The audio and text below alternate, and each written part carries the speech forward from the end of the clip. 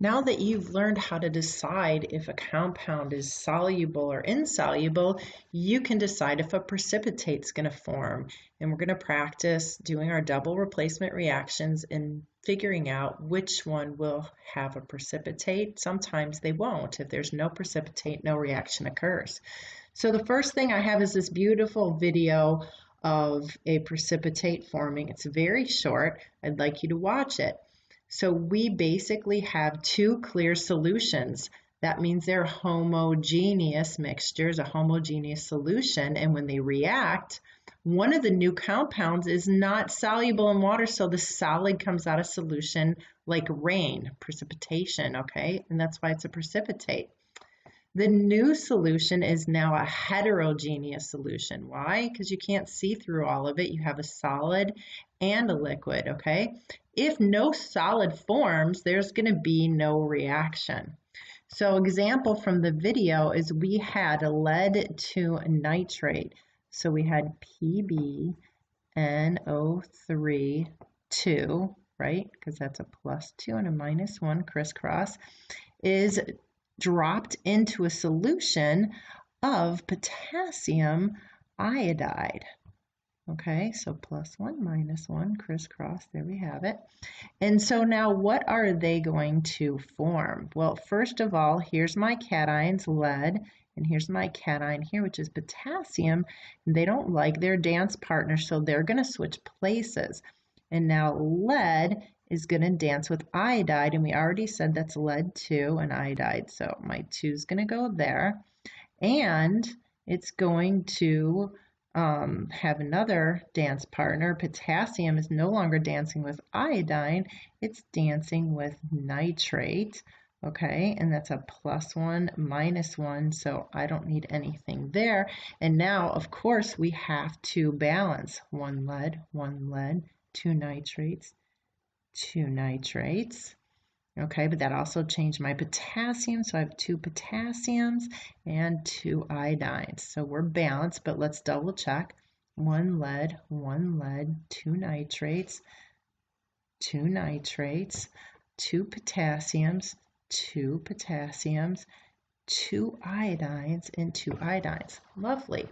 So now I need to check my solubility rules and look up iodides. Okay, potassium iodide, they are usually soluble unless they're with lead. Okay, then they are insoluble. So that is going to make my solid precipitate. And then potassium and nitrate. I look up nitrates. Nitrates are soluble. There are no exceptions. So that is AQ. The other part of this worksheet says you need to circle the precipitate. So my solid is going to be my precipitate. And for you guys, our reactants are always going to start by being dissolved in water. Okay. So you need to take your 2 reactants, and you could underline those guys and make sure that they switch places.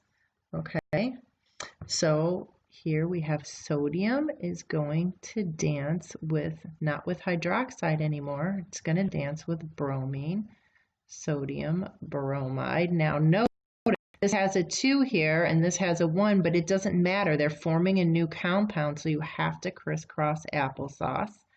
And bromine, oops, yep, +1, -1, -1, crisscross applesauce. We're good there. Plus, calcium is now going to dance with hydroxide. Calcium has a +2 and hydroxide has a -1, so a 2 goes there. Remember, you should never have charges with your compounds there. That's just a trick we use. And now I need to decide, are they going to dissolve in water? Sodium bromide. I look at my bromides. They are soluble unless they're with these guys. Sodium's not an exception, so this is going to be soluble. Okay, and then hydroxides. Hydroxides are insoluble unless they are with calcium. So that makes them soluble, AQ. So these guys are both soluble, so no reaction will occur, and I don't have a precipitate to circle, okay? So here we would say yes, a reaction.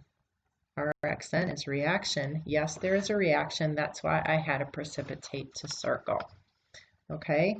Now, down below, we need to keep practicing writing reactions from words. So I'm going to do 6 with you. We have silver, which is Ag, nitrate, NO3. Double check your charges, +1, -1. And that's good. Plus potassium phosphate, okay, and that's a +1, and that's -3. So when I crisscross, I get that. Okay, and now that is going to switch places. Okay, so we have silver phosphate. Silver's now going to dance with phosphate. And when I crisscross my charges, +1, -3, that's what I get. Plus potassium isn't going to be dancing with phosphate anymore. It's going to be dancing with nitrate, NO3. Okay, so what do we have here? Do we have a balanced equation? We don't. I have 3 silvers here, but only 1 here, so I have to put a 3. That 3 silvers changes my nitrate to 3, so I have to put a 3 there. Now, potassium has 3. I've got 3 potassiums there, and phosphate has 1, and I have 1 there. Let's double check. 3 silvers, 3 silvers, 3 nitrates, 3 nitrates, 3 potassiums, 1 phosphate, 1 phosphate. We're balanced, okay? So now let's look up what's going on here. So remember, we're always going to start with aqueous reactants, so we don't even have to look those guys up, okay? And now we have our products, phosphate.